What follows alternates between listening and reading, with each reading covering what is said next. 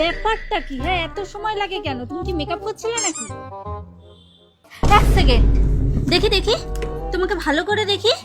তোমার না বিয়ে হয়ে গেছে, এত সাজ আসে কোথা থেকে? হ্যাঁ, এত সাজ কাকে দেখাবা তুমি? বন্ধ করো এগুলো, বন্ধ করো। বিয়ে হয়ে গেছে, বউয়ের সাথে ঘুরতে যাচ্ছে, তাও আবার এত সেজে গুজে। ঢং কত!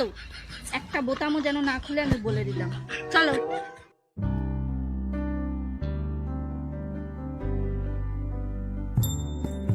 এই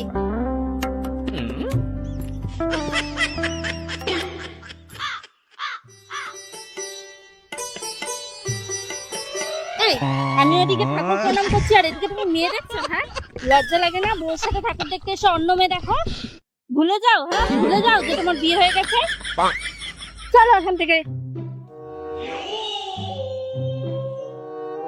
এই চলো, এই দোকান থেকে ফুচকা খেয়ে আসি, খুব ফুচকা খেতে ইচ্ছা করছে। দাঁড়াও দাঁড়াও, বাইগান, এখানে তো এতগুলো ফুচকার দোকান, তুমি ওই দোকানেই কেন ফুচকা খাবে বলো তো? কারণ ওইখানেও তিনটে মেয়ে ফুচকা খাচ্ছে আর তোমার ইচ্ছা হয়েছে এখন ওদের পাশে দাঁড়িয়ে ফুচকা খাওয়া।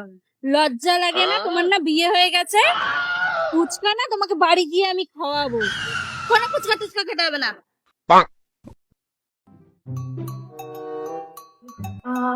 এই এই চলো প্যান্ডেলের ভিতরে যাই।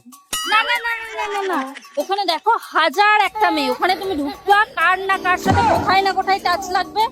প্যান্ডেল দেখতে হবে না। বুঝি না তোমার ধান্দা আমি, হ্যাঁ কি ভাবো? চলো বাড়ি চলো।